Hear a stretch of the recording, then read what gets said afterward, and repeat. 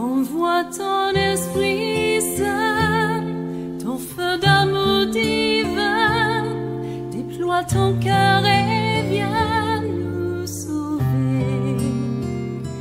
Délivre-nous délivre-nous de tout ce qui refuse en nous de t'aimer. Du sang de ton agneau, déversons-nous le flot des abondantes eaux de ton pardon.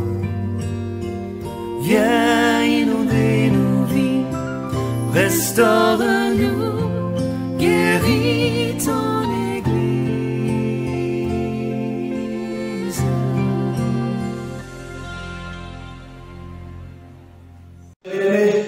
Le Seigneur a une difficulté avec son Église. Le Seigneur a une difficulté avec son Église et c'est cette partie maintenant que j'aimerais aborder.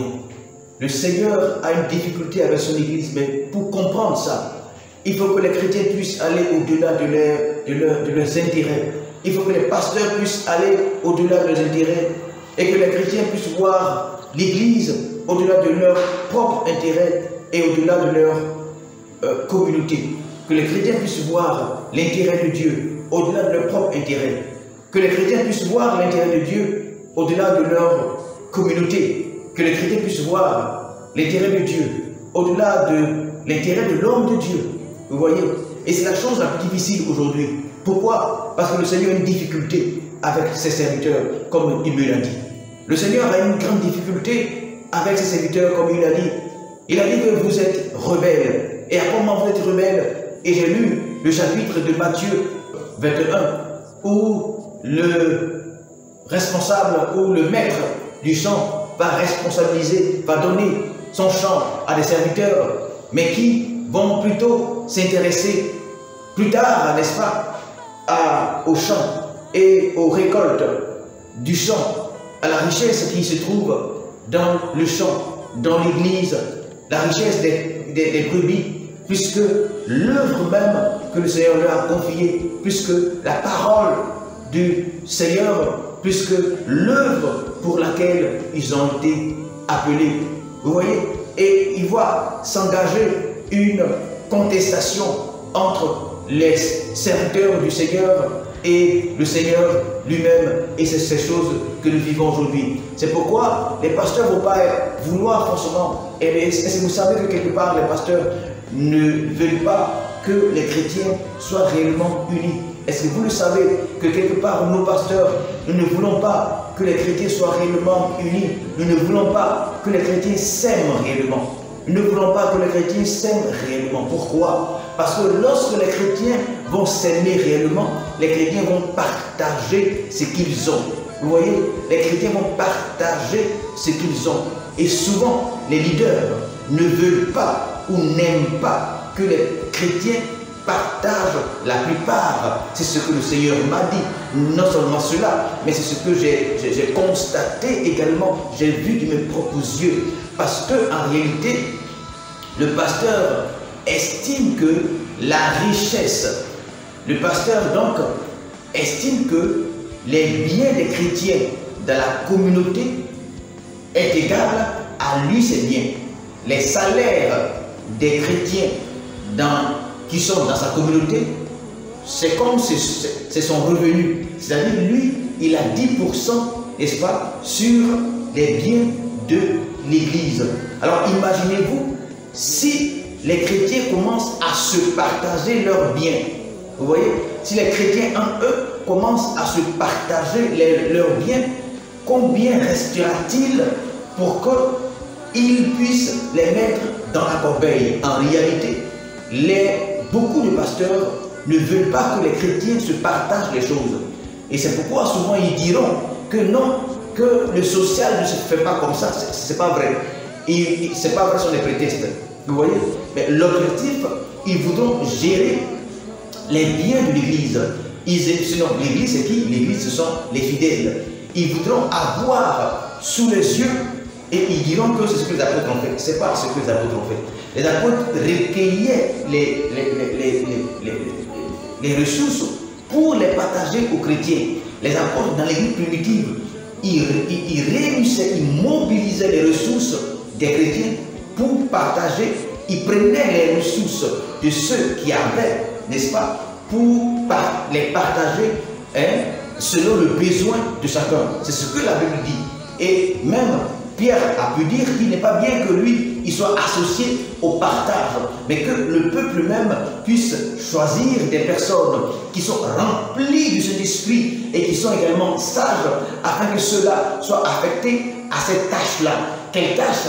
Remplie de cet esprit, avoir la révélation de Dieu, parlant en langue, vivant de la sanctification, pour faire quoi?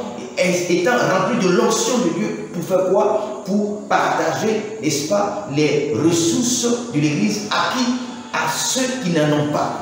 Alors, voici ce qui se faisait dans l'Église alors primitive. Mais aujourd'hui, on ne veut pas réellement que les biens de l'Église soient directement partagés aux veuves, aux orphelins, à ceux qui n'ont pas. Les pasteurs n'en veulent pas réellement. Or, c'est pas... Si nous nous aimons, la Bible déclare que, n'est-ce pas, dans Actes, n'est-ce pas, le verset que j'ai lu, dans Actes, le verset que j'ai lu, Actes 4, 32 à 35, il est dit que la multitude, le grand nombre, plusieurs milliers, la multitude, comme dans un terrain de football, la multitude de ceux qui avaient cru était une seule personne. Cœur, âme. Ils étaient le corps de Christ. La multitude de ceux qui avaient cru étaient soudés comme un seul homme, une seule personne. Et donc, personne ne pouvait considérer, donc, lorsqu'ils aimaient, lorsqu'on aime, ils disent, personne ne peut considérer que son bien lui appartient à lui seul. Personne ne peut se cacher et manger lui seul son pain. Personne ne peut se cacher et jouir lui seul de ce qu'il a eu. C'est opposé aujourd'hui à ce que nous faisons.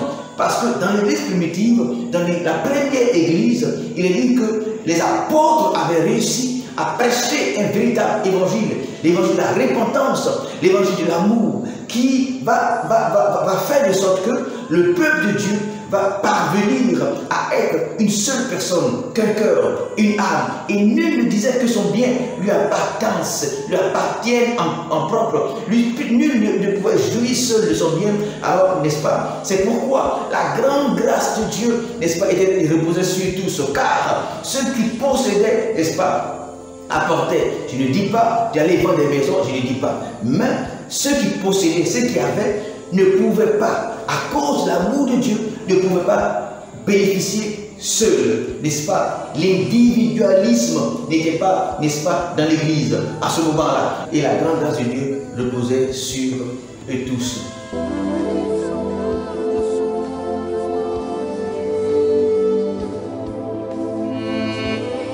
Alléluia. Et donc, à cette époque-là, il n'y avait pas d'égoïsme dans l'église, comme nous le voyons aujourd'hui. Et je suis en train de dire, si le Seigneur vient, le Seigneur voudra rassembler son peuple. Vous voyez? Mais aujourd'hui, il est très difficile parce que chacun veut avoir son peuple. Non seulement ça, mais chacun veut gérer les âmes directement. Ils disent qu'ils sont les propriétaires des âmes. Et ils veulent également profiter de cette façon de faire là, afin de gérer les biens.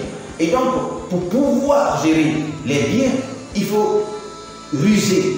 Il faut créer des astuces, des prétextes, afin que le peuple puisse, le pasteur puisse disposer lui seul entièrement, n'est-ce pas, des biens du peuple. Et il ne voudra pas que quelqu'un puisse lui-même se lever, faire du bien dans l'église aux uns aux autres.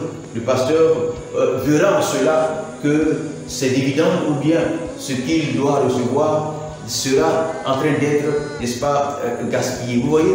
Et donc, de cette façon-là, nous combattons la pensée de Dieu dans ce dernier temps, qui est pouvoir rassembler son peuple, unifier son peuple, faire de sorte qu'il soit un seul, n'est-ce pas, pour qu'il soit fort, pour qu'il soit focalisé sur lui, n'est-ce pas, afin de puisse pouvoir manifester sa gloire. Alléluia.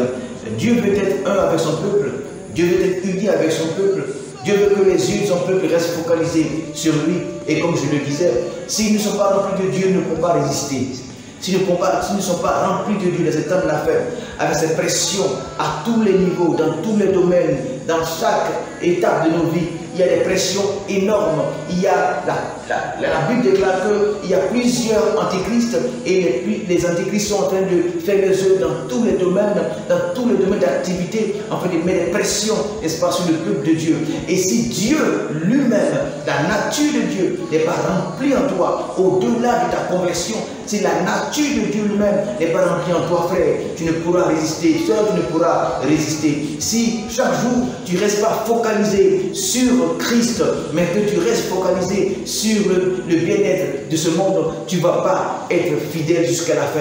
Tu ne pourras pas résister, car les tentations, car les épreuves, car la pression du péché est forte sur nos vies. La pression de l'antichrist, la pression des antichrists sont tellement fortes que nous ne pourrons résister. La pression de l'antichrist, n'est-ce pas, les pressions sont tellement fortes sur nos vies que nous ne pourrons pas résister. Nous devons être remplis toujours de Christ. Nous devons être unis. Nous devons être unis. Alors, nous exhortons les hommes de Dieu à travailler à l'unité du corps du Christ, parce que le Seigneur vient prendre une église. Il ne vient pas prendre une communauté, il vient prendre une église. Alléluia, que le nom du Seigneur soit. Du sang de ton agneau, déverse en nous le flot, les abondantes eaux de ton pain.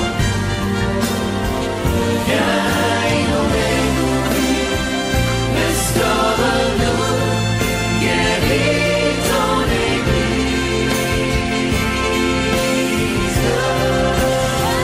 Du sang de ton agneau, déverse en nous le flot, les abondantes eaux de ton pain. Viens inonder nos vies, restaure-nous, guéris notre